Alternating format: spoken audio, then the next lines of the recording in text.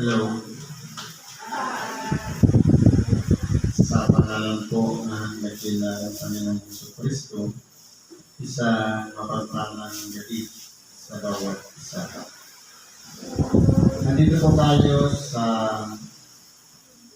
ika-siyam na gabi ng pagpapasalamat na kung saan tayo pong lahat ay pinagsama-sama sa puso ito upang magbigay ng mga sarili nating mga puro-puro sa lubid. Depende sa ating mga natanggap ng mga biyaya sa loob ng isang buwan. Ngayon po, ating pong bibigyan ng buhay ang dalawang sitas sapagkat mahaba pa naman ang oras dahil ang ating pong ibang lista dahil kinakailangan masuportahan natin sa panalangin para sa kanyang pagkain.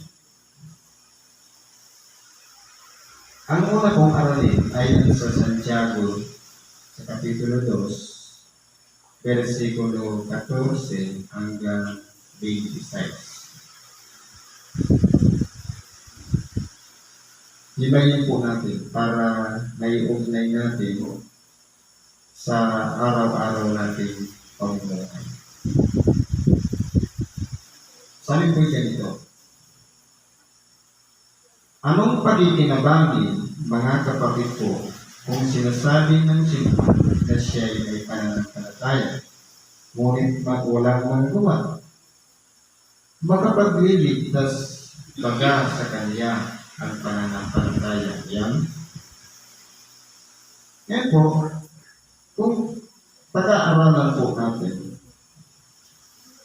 si Apostol Santiago ay nagbibigay sa atin ng isang gabay na kung saan maunawaan natin ano po ba ang ibig niyang sabihin sa mga sitas nito. Ano ang pananampalataya? Ang pananampalataya ay paniniwala at pagtitiwala sa mga bagay na hindi nakikita. Halimbawa, ang pagkabuhay na mag-uli sa mga patay ay wala pa tayong nakita ni nangyari man maliban sa ating dakilang Panginoong Jesucristo. Hindi po natin siya nasilayan ng ating mata. Pero, naniniwala tayo na nangyari yun. At nagtitiwala tayo na totoo talaga yung nangyari. Pero hindi po natin siya nakita. Sabi nga, siya ang unang bunga ng pagkabuhay na mag-uli sa mga patay. Ibig sabihin, kung ipinangangaral ang Ebanghelyo at iniwan ng ating dakilang Panginoon sa kanyang mga alagad, isinulat at pinagsama-sama ng mga banal na kasulatan, na kung saan ito naman ay binabasa natin at pinagnilay-nilayan. Pagamat lahat ng nakasulat dito, hindi nasaksihan ng ating mga mata o nakita man. Pero, naniniwala tayo na ang lahat ng nakasulat dito ay nagkaroon ng totoong pangyayari. Nasa kabila ng mga napakaraming mga pantas ngayon, ng mga marurunong, na humahanap sila ng mga ebidensya na kung makapagpapatunay ng ating dakilang Panginoon ay naparito ng nasa laman. Pero paano nga mapatutunayan kung wala ng proof, walang patunay? Dahil ang sabi sa kasulatan, pagkatapos na siya ay mapatay sa krus, humiwalay yung kanyang espiritu doon sa kanyang katawang laman na nakapako. Saan siya pumunta? Sa langit na ba? Hindi ba? Sabi sa 1 Pedro 3, nanaog siya sa kalaliman, nangaral sa mga espiritong nasa bilangguan. Ibig sabihin, yung buhay niya noon bilang spirit, ang target niya naman mga spirit na nung panahon ni Noe na mga nabinanggo dahil sa kanilang mga pagkakasala. Kasama na po doon yung mga suwain, yung mga ninuno ni Noe, at pati yung mga Nephilim o tinatawag na mga higante na naging bunga ng pag-aasawa ng mga anak ng Diyos o yung mga anghel na nagipag-iig sa mga babaeng tao ng anak ng mga higante. Kaya po, nagkaroon ng tinatawag na dilubyo universal. Inapawan ng tubig ang sanlibutan na kung titingnan natin yung mga edad ng tao doon umabot ng 900 years, ibig sabihin, lolo ng lolo, inabutan pa lahat ni Noe. Pero anong nangyari? Ang ginawa niya, dahil ang sabi sa kanya ng Diyos, magtayo ng daong loob sa tuktok ng bundok, pinagtawanan po siya ng mga tao. Bagamat yan ay nakasulat ng banal na kasulatan, hanggang ngayon, ginagalugad pa rin ang sanlibutan, hinahanap yung patunay na meron talagang daong o arko na ginawa si Noe. Dahil kasi ang tao, ang pamantayan kasi ng tao, to see is to believe. Pero sa Diyos, baliktad. Believe it first and you will see. Kumbaga, kapag walang prueba, hindi nahawakan, hindi na rinig o nataya. Ang mga bagay na kinakailangan talaga may prueba, hindi talaga paniniwalaan. Bakit natin sinasabi yan? Dahil pag-upitin na natin. Halimbawa, meron tayong mga abogado at doktor. Ang abogado, hindi pwede yung hearsay o tinuro lang. Kinakailangan may ebidensya. Dahil nga to see is to believe. Kahit naman sa doktor, pero din, to see and prove is to believe. Ano ba sinabi mo may bakterya? Hindi yan maniniwala. Dapat nakikita sa microscope. At napatutunayan na iyon ay nakakasira sa katawan o nakakatulong sa katawan sa kanasilang paniniwala. Yan po ang karunungan pansamlibutan. Pero sa karunungan ng Diyos, ito na yung tinatawag na pananampalataya. Kasi kung titignan natin, halimbawa, nananalangin tayo, meron tayong, bakit tayo gumagawa ng panalangin? Meron tayong purpose, kaya tayo nananalangin. Gusto natin maabot ang isang bagay sa pamamagitan ng pananalangin na kumbaga araw-araw tayo nakikipag-usap sa Diyos sa pamamagitan ng panalangin at maaari pagbigyan tayo sa ating hinihingi. Pero pag-aaralan po natin mga kapatid, sa pananalangin, sabi nga sa Marcos 11:24, at sa iyong mga idinadalangin at hinihingi, magsisampalataya kayo na inyong tinanggap na at inyong tatanggapin. Ang ibig sabihin, nanalangin tayo. Sabi, magsisampalataya. Ibig sabihin,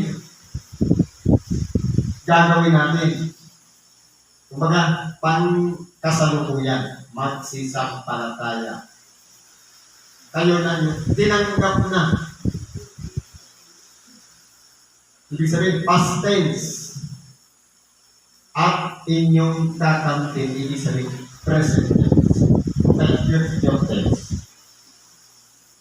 Kaya tingnan natin, pinagsama-sama yung tatlong tenses para lang yung panalangin natin magkaroon ng reality sa ating mga buhay. Magsisampalataya ngayon, tinanggap na, tapos na, at kakamtin sa kaipagkakaloob. Yan po ang halimbawa ng pananampalataya na kung lalaki pa natin ng pananalangin, papunta po yun sa ganun.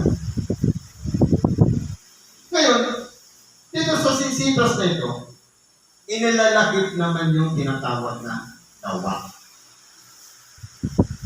Bakit kinakailangan yung pananampalataya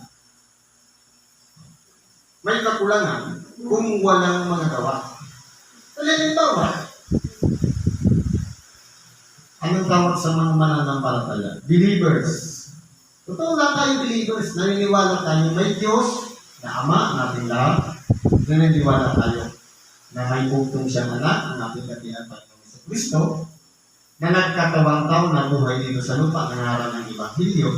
At pagkatapos doon, nung umakyat siya, saka naman bumaba yung kapangyarihan ng Espiritu Santo. Lahat ng yun, pinaniniwalaan natin. Lahat tayo believers. Pero, kumbaga, hindi kumukunik yung gawa doon sa mga sinasampalatayanan natin. Magiging useless po siya. Sabi nga, makapagliligtas ba sa Kanya ang pananampalataya niya? Meron ba tayong reward na buhay na walang hanggan? Willing na believers lang tayo? Anong sabi niya? Nagbigay siya ng halimbawa. Kung ang isang kapatid na lalaki o babae ay hubad at walang kakanin araw-araw, at ang isa sa inyo magsabi sa kanila, magsiyaw kay payapa, kayo'y mga painit at mga pagkabusog, gayon may ibinibigay sa kanila ang mga bagay na kinakailangan ng katawan, anong mapapakinabang dito? Halimbawa, tama yung sinabi kanina, magpainit ka, brad, sis. Hindi mo naman binigyan ng kape o jati. Paano siya may inita? Magpakabusog ka. Hindi mo naman binigyan ng pambili ng pagkain. Paano siya mabubusog? Kaya kung titingnan po natin, mananampalataya tayo. Meron tayong pananampalataya. Pero, yung connection natin doon sa ating kapwa, which is yung reality, na kung titingnan po natin, sila po yung araw-araw natin nakakasalamuhan, yung tinatawag na kapwa. Pero minsan, namimili tayo ng kapwa. Yung kapwa, napagka maganda yung ginagawa sa atin, doon tayo close, pero di natin alam kung sino pa yung tao na ka-close natin, sila pa yung ginagamit para tayo tuksolin, subukin. Yan po ang realidad. Dahil pagkaminsan, kung sino pa yung palagi yung pinagkakatiwalaan, sa buhay na lang ng ating dakilang Panginoon. Si Judas Iscariote, siyang may hawak-hawak ng susupot.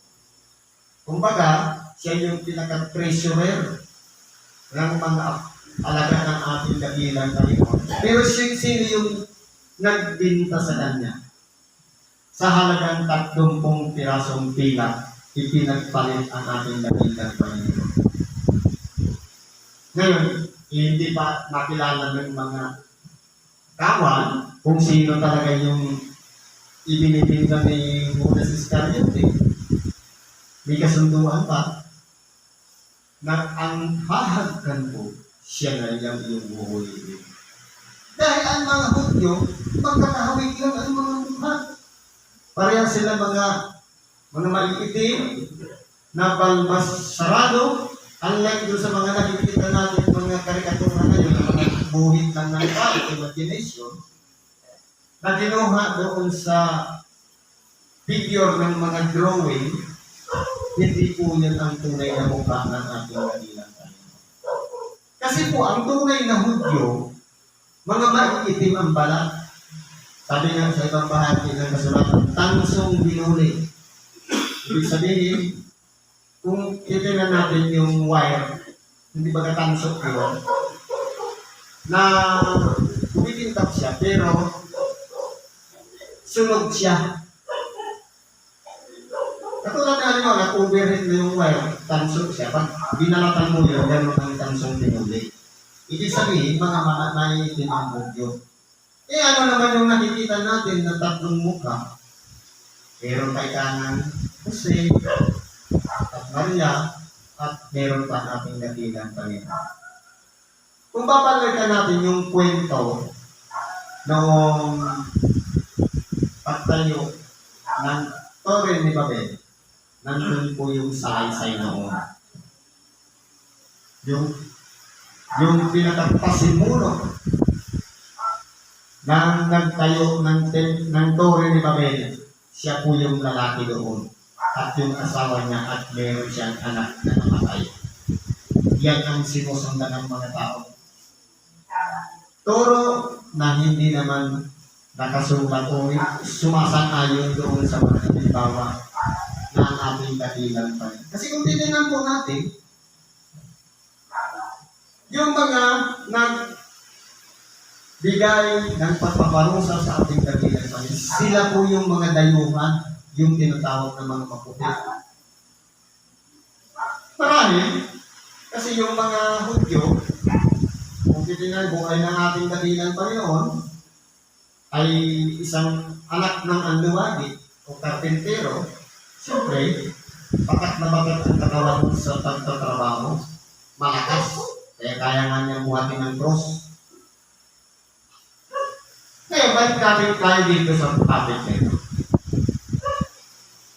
Tayo po, may kakayahan tayong magsalita, may kakayahan din tayong gumawa. Kung halimbawa, kasi po, kung may lumapit, halimbawa, kung may isang kapatid na babae na lang hubad, halimbawa, nakikita natin, nakakasalamuhan natin, gutom siya, o kaya wala siyang damit. Hindi po pwede na sasabihin niya, magpainit ka. Although may connection tayo sa kanya dahil kinausap natin sila. Pero, walang aksyon. Yung pag-provide ng kanilang kailangan, kumbaga parang, saan kaya gagamitin dito para mamaya niya? Hindi na niya rin yung ganit o kaya hindi na niya siya marunong magkabati. Huwag ko na lang bigyan.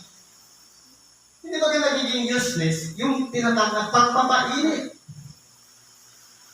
Paano mapapawi yung panlalamig niya para mainitan ng kanyang katawan, di ayaw nga natin bigyan. Kaya yung pagbibigay ay isang bahagi ng tinatawag na gawa. Na doon nabubuo ang pananampalatayang mayroong gawa. Nag-connect na tayo sa kanya dahil sinakausap natin sila, sinamahan pa natin ng gawa. Katulad din sa pagkain. Sabihin natin, magpapabusog ka. Pero dapat hindi lang magtatapos doon, kundi i-provide naman natin yung kinakailangan niyang ipasok sa kanyang bibig para makapasok sa kanyang tiyan, mapawi ang kanyang gutom. Yan po ang ibig sabihin ng pananampalatayang merong gawa.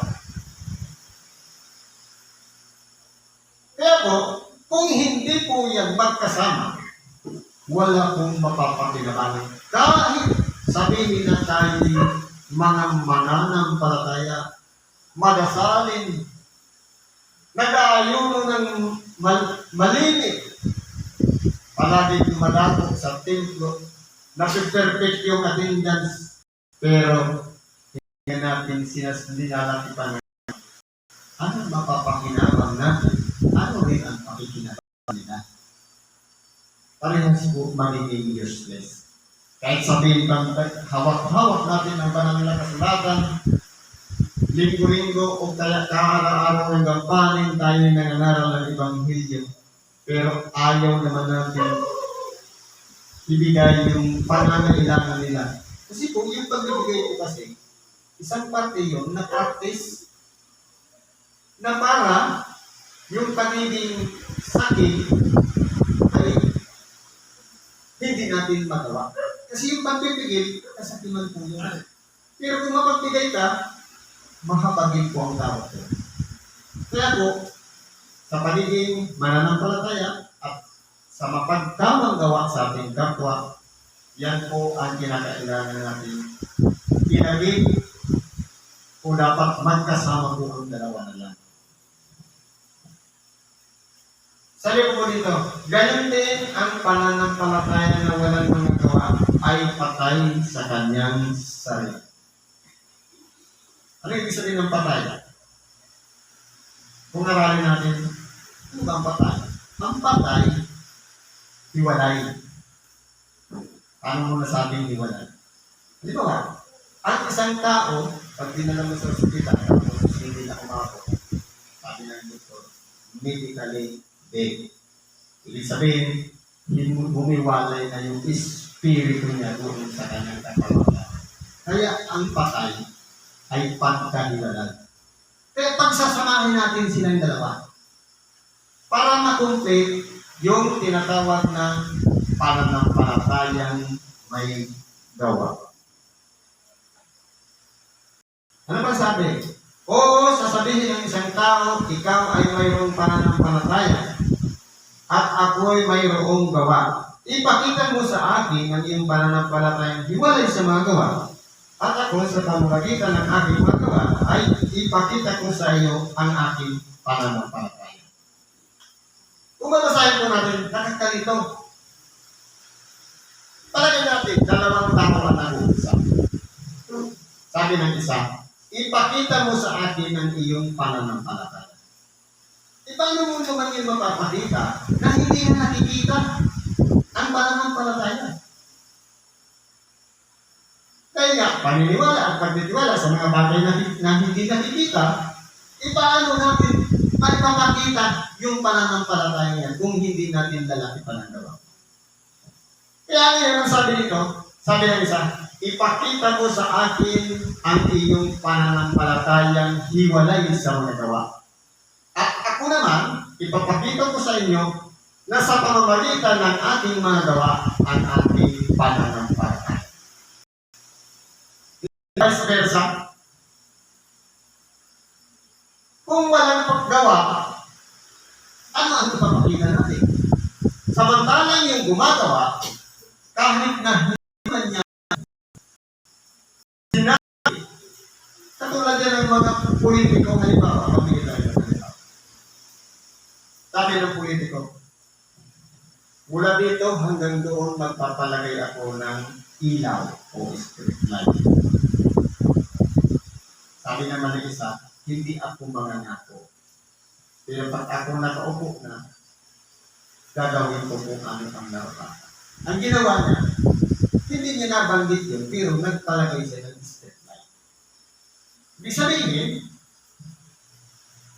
hindi pwedeng sabi lang, kundi dapat ipakita sa gawa yung mga natapos yung proyekto. Katulad din po yan ito. Pagkat hindi siya nangako, napapailawan niya yan, pero nung siya nakaupo, pinailawan niya. Hindi baga, isang bagay yun na napakasarap pakinggan.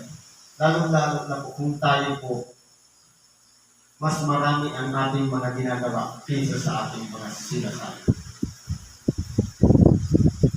Kasi hindi pwedeng, halimbawa, mangangako tayo sa ating kapwa, hindi naman natutupad. Mabuti pa yung ito pa rin na lang natin yung pangako sa kanya, kahit hindi tayo nangako.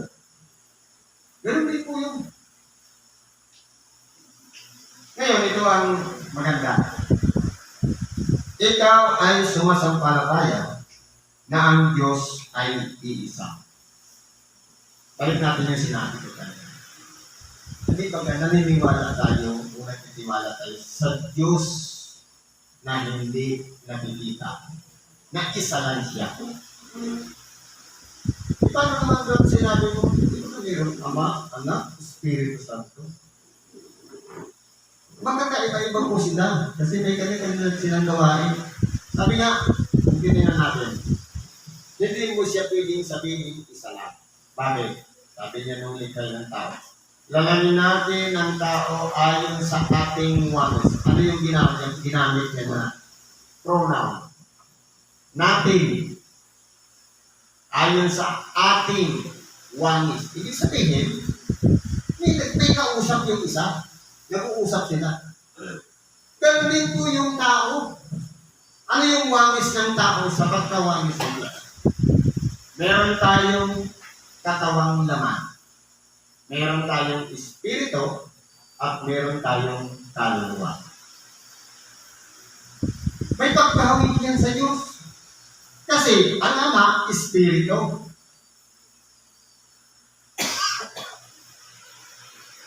Meron din tayong Espiritu. Si Jesu Cristo ay naparitong nasa laman, nagkatawang tao. Meron din tayong katawang laman. At yung Espiritu Santo, siya ang magpapahayag sa inyo at kukuha siya sa akin. Ibig sabihin, lahat ng nasaksihan ng Espiritu Santo, yun ang ipangangaral ng sa Ebanghelyo. At kahit isinulat dito sa mga kasulatan. Ito na po yung kaluluwa ng tao.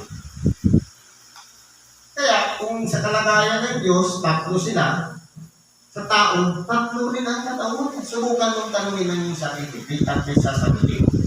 Yun na yung kaluluwa natin. Kamalayan, ang tawag niya.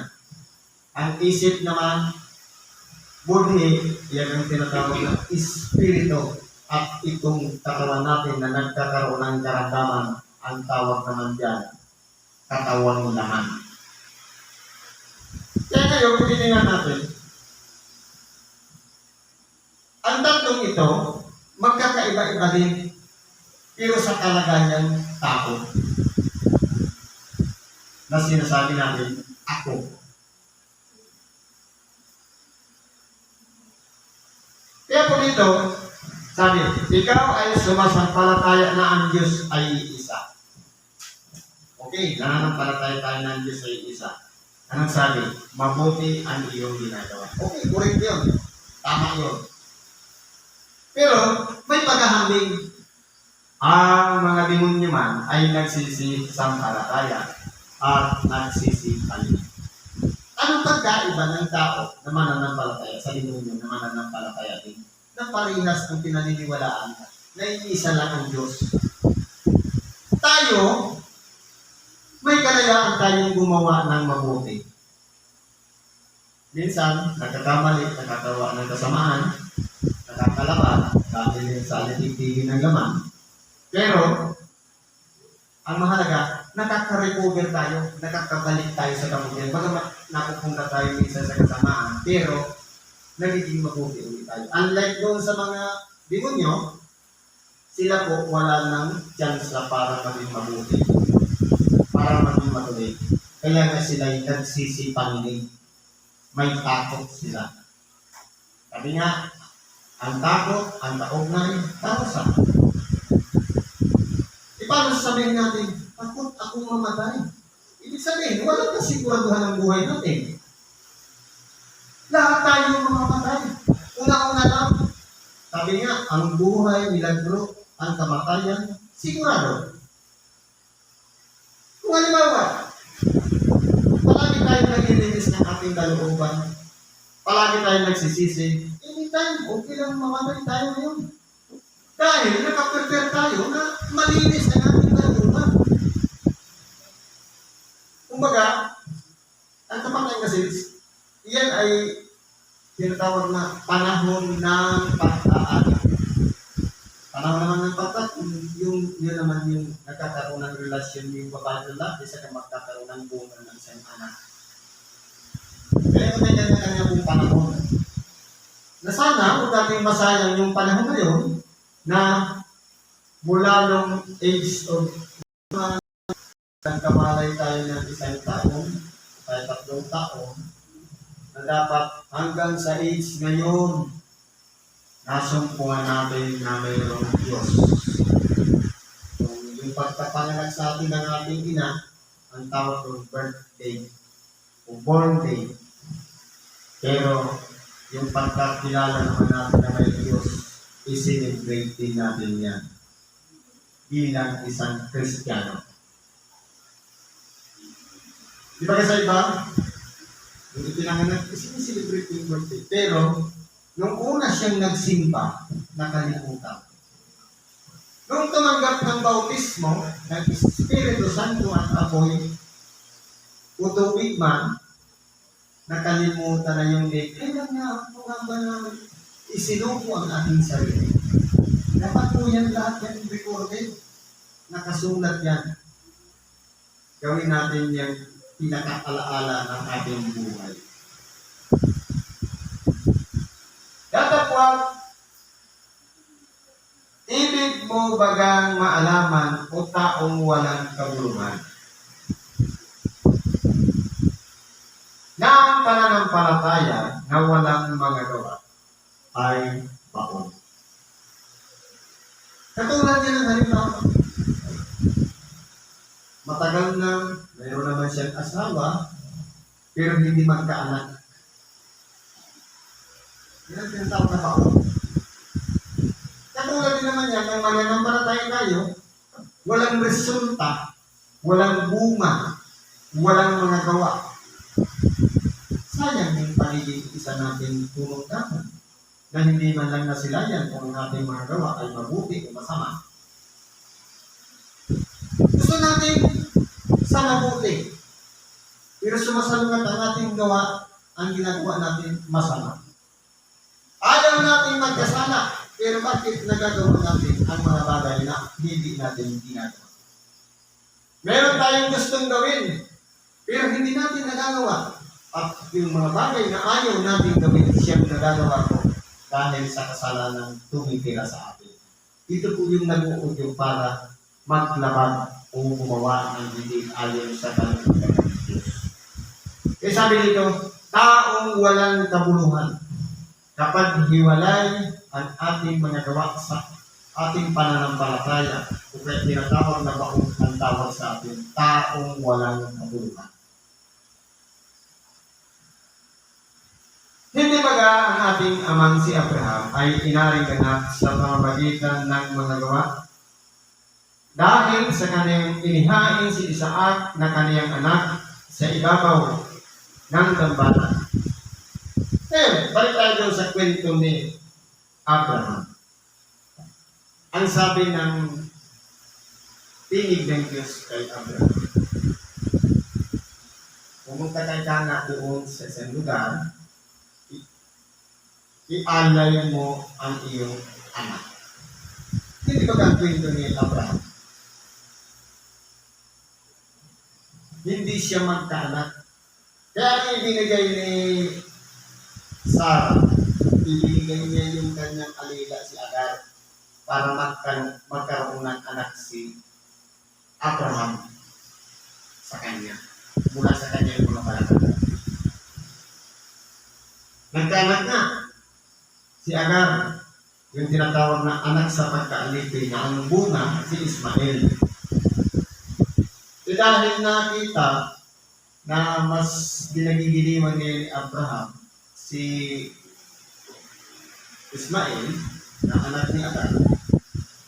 Ngayon, ito naman yung panahon na ang dinalaw ng anghel ngayon si Sarah. Pero ito si Sarah ay lipas na. Kumbaga sa kalagayan ng buhay ng isang babae, hindi na pinagaanan ng buwan ng dalaw.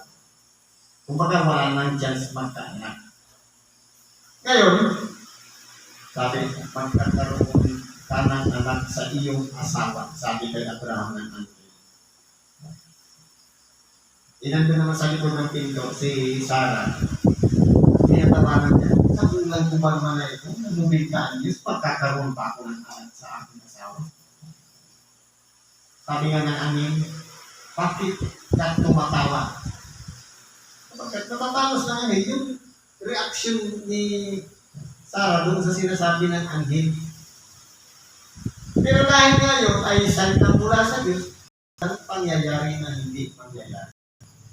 Nagbuntis nga itong si Sarah at ipinanganak niya naman si Isaac. Ngayon, malaki na si Isaac, ang sabi ng anghel sa kanya, pumunta ka ikana doon sa barat, kunin mo ang iyong anak at ialay mo doon sa damba. Ngayon ginawa niya, inalay niya. Sabi pa na ni Isaac, sino ang inaalay natin?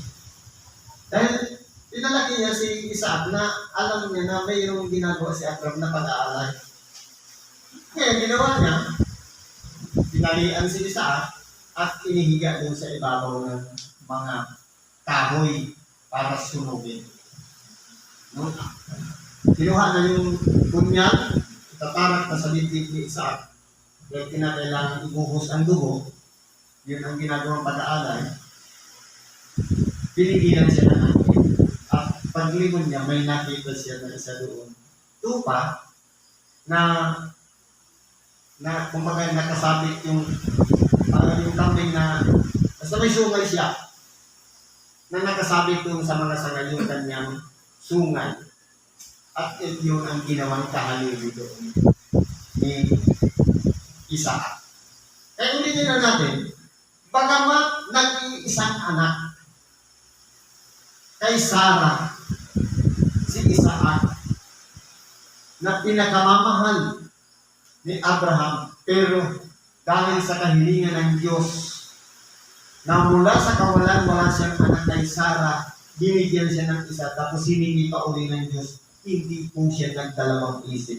Sa lakas ng kanyang pananampalataya, handa niya ibigay ang kanyang anak alang-alang sa Diyos na kanyang kausap. Ganyan po ang pananampalataya ginawang halimbawa ni Abraham. Na hindi siya nagdalawang isip, na kontrahin man ang nais ng Diyos sa kanya.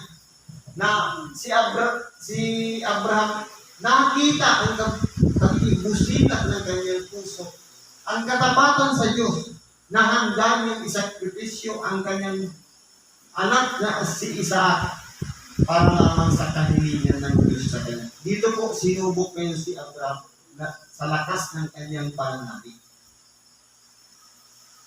Nakaganoon din po tayo na sa kabila na pagkaminsan, kasi kung ibang tao, bakit ko ibibigay ang aking anak? Di anak ko yan. Pwede sabihin natin pag-aari natin siya dahil nagmula siya sa balakang natin.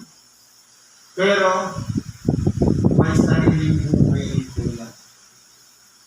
Ngayon, minsan ay dumarating sa ating mga pagsubok na minsan mahirap na itawid.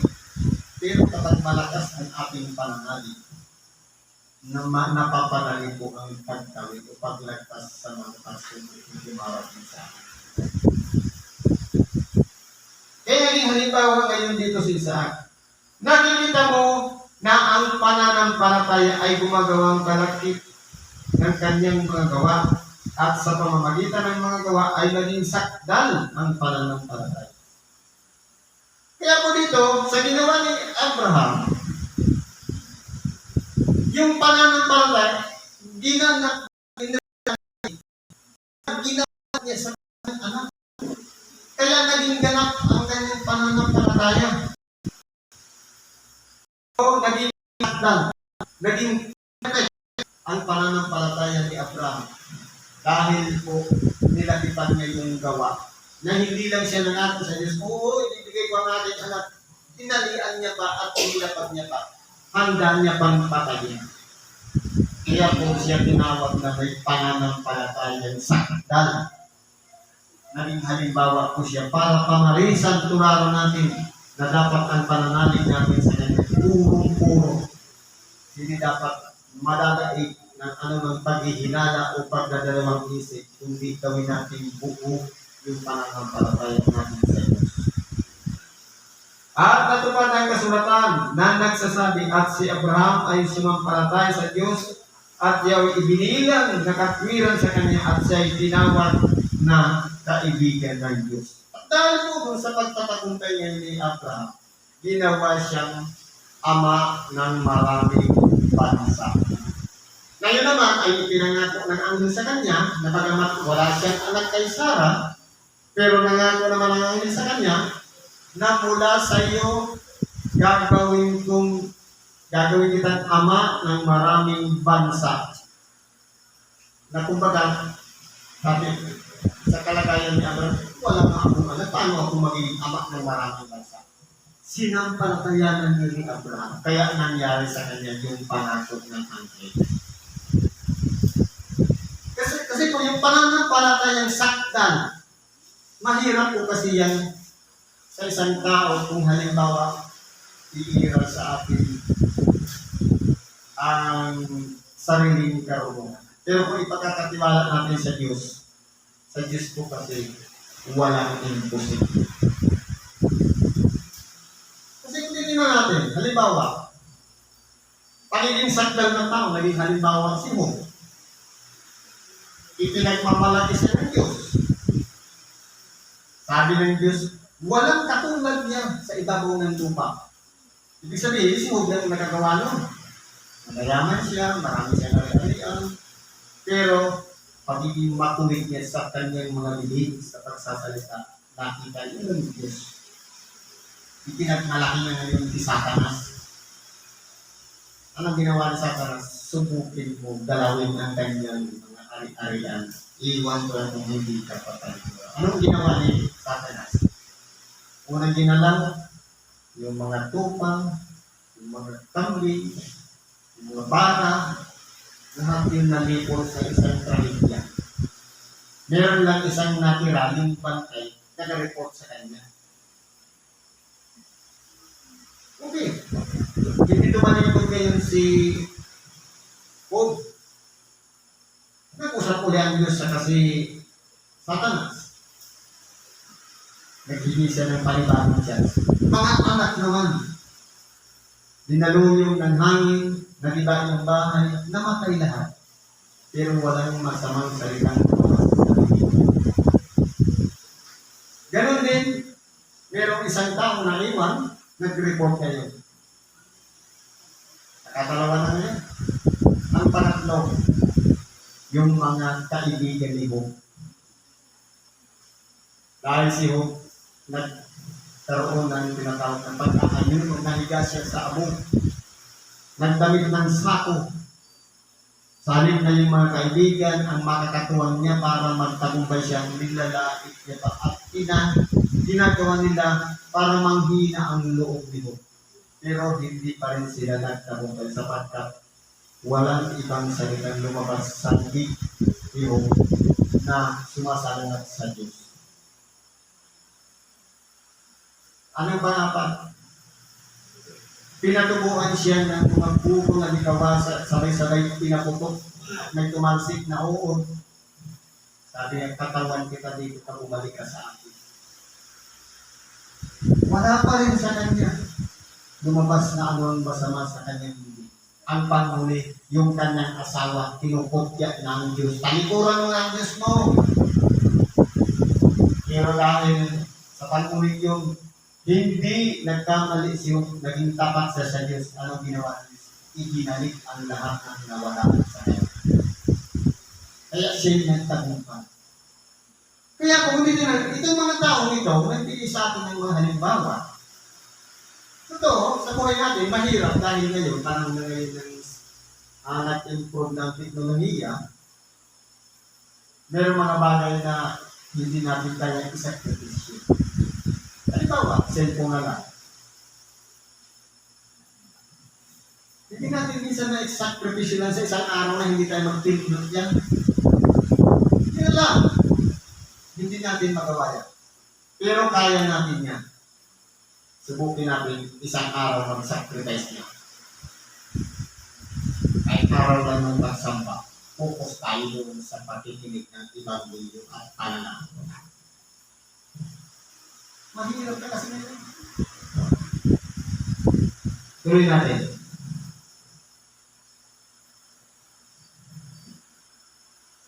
Nakikita po ninyo na sa pamamagitan ng mga gawa, inaaring ganap ang tao at hindi sa pamamagitan ng pananampalataya lang.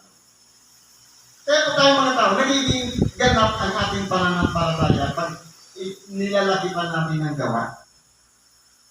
At ayun naman, hindi rin baga si Rahab na paputot ay inaring ganap sa pamamagitan ng mga gawa dahil sa tinanggap niya ang mga suko at kanyang pinapagdaan sa ibang mga daan sapagkat kung paanong ang katawan na walang espiritu ay patay, ganyan din naman ang pananampalataya na walang pangagawa ay patay. Meron tayo sa kwento kay Rahab.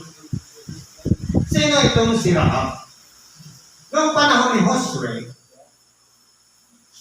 dahil nung namatay na si Moises, ang humalili sa kanya si Josue. Ngayon, nung buhay pa si Moses, ipinakita kay Moses yung pangako sa kanilang lupang pangako na mamanahin nila. Pero yun, merong isang kumbaga napapakuran yun ng mga pader. Kaya paano nila mapapasok yun? Paano yun matitirhan ng mga Israelita? Dahil nga yun ay kumbaga kumpleto, hindi sila makapasok doon. Anong ginawa? Nagsugo ngayon si Josue ng 2 tiktik. Ang tiktik, yung taga-observe, taga-manman kung ano ang kalagayan ng lungsod at magre-report sa kanya. Pero nakalala nila na nagsabi doon sa hari, meron ikang pumasok dito na 2 lalaki, papunta roon. Ngayon, napunta roon kay Rahab. Pumunta kayo yung naghahabol doon sa 2 tiktik. Ano ginawa ni Rahab? Pinagaan sa kabilang bakod at inihugos doon sa kabilang bakod.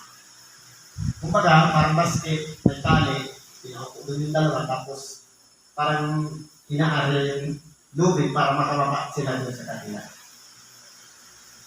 Pero, dahil nga ginagalugan, pinagdapa niya pa doon sa bubungan niya.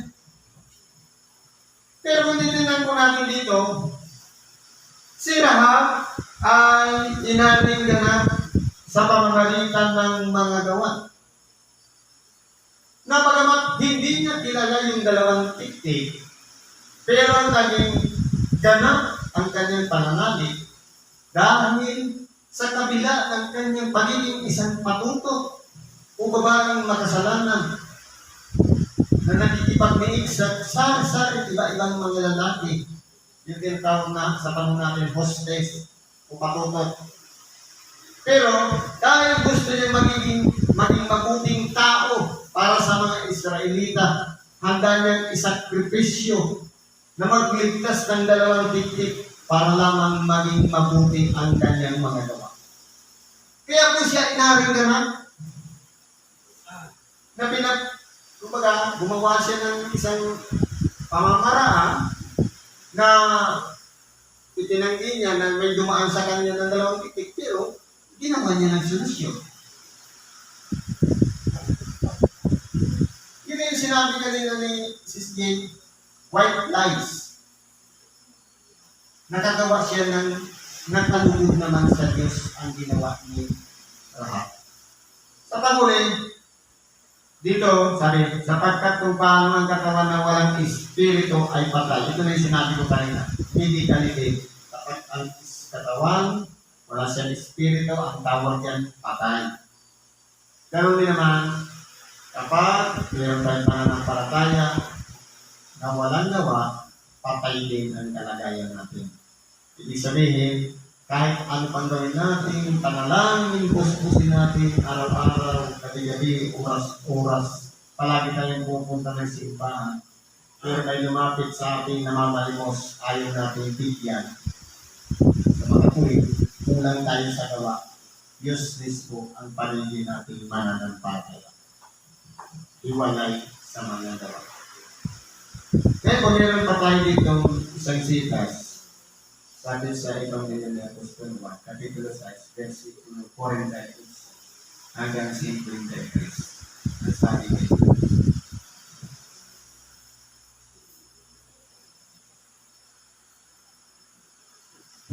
ako ang tinapay ng kabuhayan.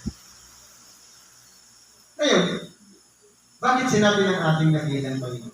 Siya ang tinapay ng kabuhayan. Ano po ba ang tinapay? Ang tinapay ay isang binasa ng arena, pwedeng lagyan ng limadura, wala, na kapag kinain, napapawi ang gutom natin. Pero hindi nakasulat dito, ano ba ang tinapay na yan? Pandesal pa yan, o pandesal, o kung ano pang pangalan mo. Basta tinapay. Ngayon, sa kalagayan natin, paano siya naging tinapay ng kabuhayan? Minsan, marami na tayong sinasakripisyo. Sari-saring pagsubok, problema, karamdaman, sakuna, kung ano-ano na tumarating sa atin. Pero, kapag hindi na bahagi ang salita ng Diyos, ibig Kristo sa ating buhay, nagkakaroon tayo ng chance na naiisa ng ating panglam dahil usog tayo ng tinatawag na aral o salita ng Diyos. Kaya po, siya ang tinatawag, ako ang tinapay ng kabuhayan. Minsan sa isang tao, maranas kapag hindi na kinakaya ng kanyang emosyon o pagkatawa ang mga pangyayari, minsan gusto ng gilitan ng liig, gusto ng magpakamatay. Pero dahil sa salita ng Diyos, dahil kay Jesucristo, na ipinangapangaraw sa atin, hindi ka ba may susubuin dyan isang tao? Huwag mong sanangin ang iyong buhay. Hindi pa dili lang yan. Ngayon ang magpapalaga sa atin ng loob na ini-input na ating isip sa salita ng Diyos, nagkaroon tayo ng pag-auli ng muling mabuhay. Na maipan ang ating pakikis sa lamuha dito sa ibabaw ng isang libutan. Sabi niya, nagsigay ng iyong mga magulang ng mana sa ilang at sila'y nangamatay. Totoo po, anong mana? Kasi po, nung panahon na yun tayo kay Moses. Nung mula doon sa Egypto, na hinako sila ng mga Egyptyo, pero bago nung pumasok sila sa Egypto, 76 lang silang magkakasama, pero nung lumabas sila, libo-libo na sila. Marami ng mga inako. Na doon naman isinilang si Moses, at pagkatapos doon, sa pamamagitan ng isang prinsesa, inalagahan siya na buhay siya sa mga tarungan ng mga Egyptyo. Sa edad ng 40 anyos, nabuhay siya bilang Egyptyo. Sa ugali, sa asa, at sa pagiging isang mamamayan bilang isang Egyptyo. Pero, nung makita niya na ang mga Israelita ay pinahirapan ng isang Egyptyo, napatay niya ngayon yung Egyptyo. Dahil hindi katanggap-tanggap sa kanya na parang mas umiran yung kanyang yukso ng dugo dahil kamag-anak niya yung pinapatay. Igalit siya sa mga Egyptyo. Kaya ngayon, dinangyari yun, hindi na itago o nalihim niya sa karamihan. Ngayon, the other day, nangyari ulit yun. Kaya nag-warning sa kanya yung Egyptyo. Bakit papatayin mo rin kung ako katulad ng pinatay mo ng isang araw? Dahil sa pakikinig na yun ng, kumbaga, naging mamamatay tao na si Moses, tumakas siya, lumabas siya doon sa kaharian ng Egypto at napunta doon sa Paran. Na yun naman yung panahon na napunta siya doon sa isang unit at pagkatapos yung unit na yung may nakita siya isang punong kahoy na nagliliyak na nagsasalita sa kanya. Ako ang Diyos ng iyong amang si Abraham, Diyos ni Isaac at Diyos ni Jacob.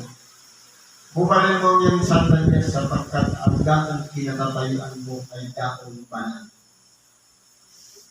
Ngayon, nakita ni Moses, hindi na uubos yung nasusunog na yun. Tuloy-tuloy lang yung liyak pero hindi nagiging abo yung mga sana. Kaya ngayon, ginawa niya, hinabagin yung sandalis niya at nagpakira pa sa doon. Na nagpakilala sa kanya. Sinusugo kita na bumalik ka doon sa Egypto at hamuin mo ang ating bayan. Igahin nga, si Moses, wala siyang lakas loob magsalita dahil siya'y mahiyain. Hindi ko yung magagawa dahil ni magsalita ay wala akong kaya. Kaya anong ginawa? Naroon ang iyong kapatid na si Aaron, siya ang magiging tagapagsalita mo. At binigyan siya ng isang tungkod yun ang kaladalan niya papunta doon sa iyo. Ginamit yung tungkod sa pamamagitan ng kapangyarihan ng kamay ng Diyos na magpakita ng mga kung ano-anong mga kaparusahan doon sa mga Egyptyo. Nagpalakas siya ng bala, ng puto, ng mga palaka, ng tubig na naging dugo, iinumin na lang, naging dugo pa. Pero lahat ng yan, binaliwala ng panahon. Kaya nang nangyari, nagmatigas ang paraon, hindi niya pinayagan. At sumunod, sabi, kumuha kayo ng mga tubo ng hayop, ilagay mo doon sa pintuan ng kulda na kung saan dadalaw kayo ng Panginoon. Ang sino man makitaan ng pula sa kanyang pintuan ay nilipasan, at sino man yung wala ay papasok at dadalaw at malinipol ang mga anak o panganay na anak. Kaya nangyari, yung mga Israelita, buhay lahat yung kanilang mga anak. Pero yung mga anak ng Egyptyo, pati yung anak ng Paraon, namatay. Kaya kung tinignan natin dito, si Moses, naging daan para hanguin ngayon yung mga Israelita doon sa lugar ng Egypto. Libo-libo sila, habang sila'y nasa daan, tumawid sila nung malapit na ang mga Egyptyo. Nandun sila sa tapat ng dagat. Ano ang gagawin ninyo sa amin? Naparito ba kayo upang kami patayin dito? Nariyan na ang mga Egyptyo. Ito yung dagat. Anong gagawin natin dito? Mamamatay tayo dito.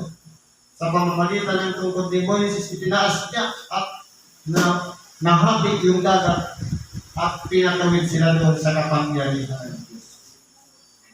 Nung sila'y makatawid na, papunta na sila doon sa lupang pangako, dumaan sila sa mga bubundukin, at pagkatapos nun, dahil yun ay walang mga puno, kapag araw, meron silang ulap na tumatakip sa kanila. At kapag gabi, mayroon silang haliping apoy na tumatanlaw sa kanila. Ang sabi ni Moses, magbibigay ika nga ng mana ang Diyos sa atin.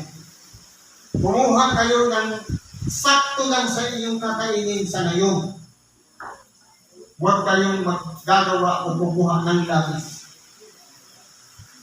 Siyempre, dating ng mana, ngayon, yung nakuha ng mga Israelita, yun lang ang ginugol nila sa maghapon.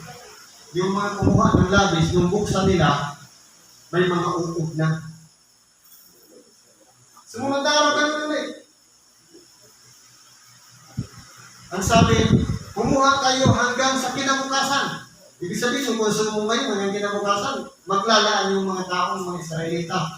Pero anong ginawa nila? Natakot sila dahil may mga uod na kinabukasan, hindi nila ginawa. Kaya kumuha na sila para ngayong araw lang.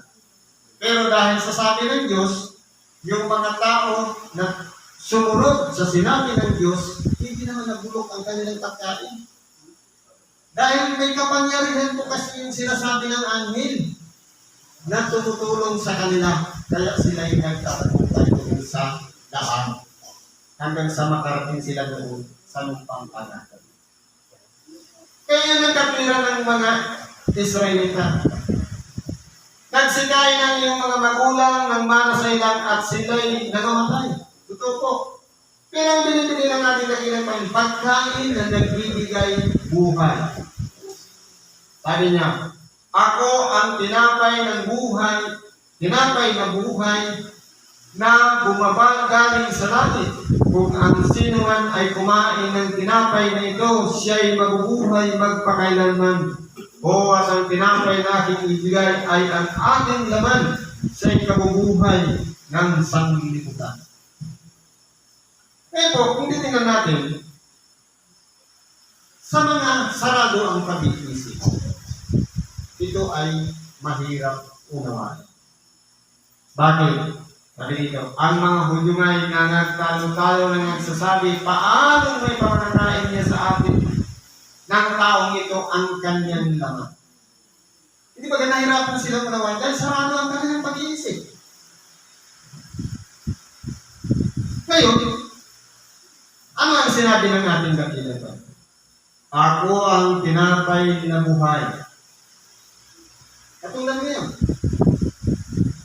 ipinapangaral yung tinapay na buhay, salita ng Diyos para sa ating nag-iisang Espiritu at kaluluwa na nananaroon sa atin.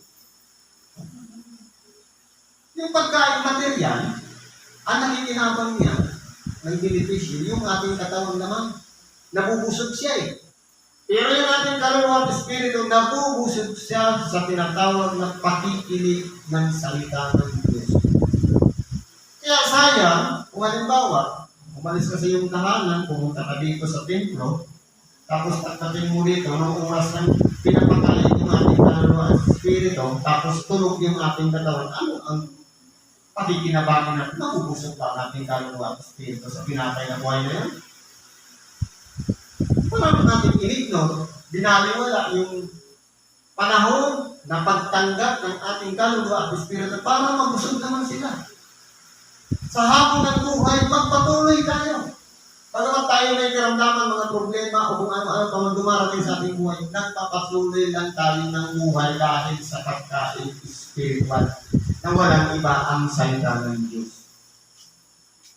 Kaya sabi niya, ako ang tinapay na buhay na buwabang galing sa langit.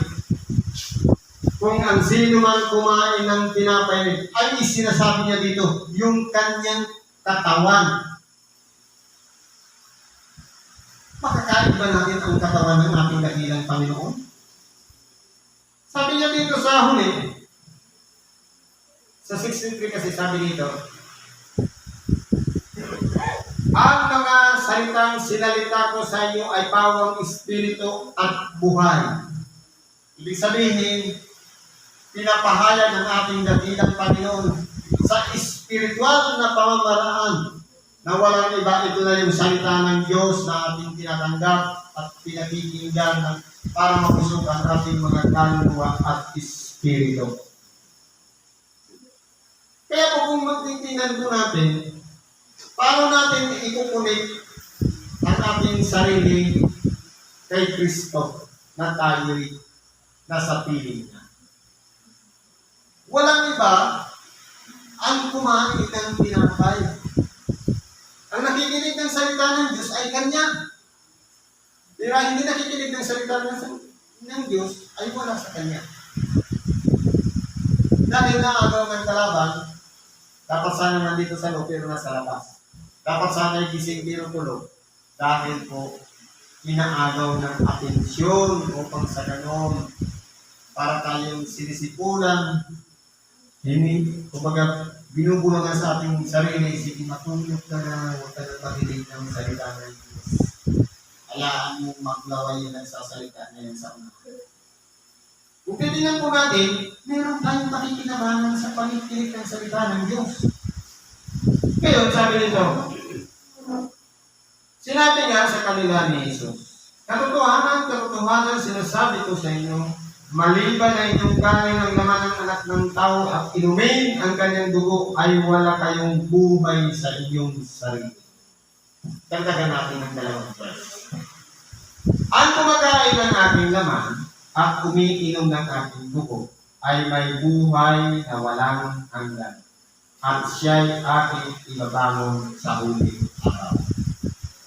Hindi pa gusto natin buhay na walang hanggan. Pagkatapos ng buhay natin ito, mamamatay tayo, ililibing, magiging buto, sa pagbabalik ng ating dakilang Panginoon, tayo'y bubuhayin muli. Anong mangyayari sa mga maabutan ng ating dakilang Panginoon na mabuhay? Doon sa mga namatay na. Halimbawa, meron tayong mahal sa buhay na mga minamahal natin na nauna na sa ating namatay at tayo naman na ulit. Diretso na ba siya sa langit? Hindi pa po. Lahat ng yan ay mag-aantay sa pagdating ng ating dakilang Panginoon. Sabi sa Ezekiel 37, maghula ka o tao upang ang mga buto mula sa mga libis, mula sa ilalim ng lupa, sila'y lumutan at nang sa ganon, ang mga buto ay magkakadugtong-dugtong muli at sila'y babalutin o kaya ng litid, babalutin ng laman at babalutin ng balat at ito sila hihingahan ng hininga ng buhay at sila'y magiging mga kaluluwang buhay. Sa magkatuwin, ang mga buto ay pagsasama-samahin, pagdudugtong-dugtongin ng litid, babalutin ng laman, magkakaroon ng balat at magiging isang katawang laman muli. Ito na yung pagkabuhay na magmuli sa mga patay. Gusto natin ang buhay na walang hanggan. Sabi kanina, ang pananampalatayang hiwalay sa mga gawa ay patay. Gusto natin ang buhay na walang hanggan. Ano ang pro? Natatanggap tayo ng buhay na walang hanggan. Walang iba ang kumain ng kanyang laman at uminom ng kanyang dugo na yan ay pinagsasalusaluhan natin at ginaganap sa oras na kung saan tumatanggap tayo ng komunyon, pagtanggap ng pagkain, laman at dugo ng ating dakilang Panginoon. Ang sino mang tumatanggap noon, may pangako ang ating dakilang Panginoon. Buhay na walang hanggan at siya'y ibabangon sa huling araw. Anong sabi sa isang bahagi? Ang kumain kumilang na hindi nararapat ay nagkakasala. Paano tayo magiging karapat-dapat? Simple lang naman. Magsisi. Maghingi ng tawad. Alisin yung mga kabigatan sa ating puso. Tanggapin ng bukal sa ating puso ang tinapay o katawan ng ating dakilang Panginoon at ganoon din ang saro, dugo ng ating dakilang Panginoon. Yan lang naman ang isasacrifice natin. Gusto natin ang buhay na walang hanggan. Ayaw natin naman pumunit sa ating dakilang Panginoon. Hindi tayo bubuhayin sa kanyang pagbabalik. Kaya kung titingnan natin dito sa araw nito, simple lang naman. Sumasampalataya tayo, pero ayaw naman natin lakipan ng gawa. Useless. Kaya, sa pamamagitan ng gawa, ipapakita natin ang pananampalataya. Pagsamahin natin yan.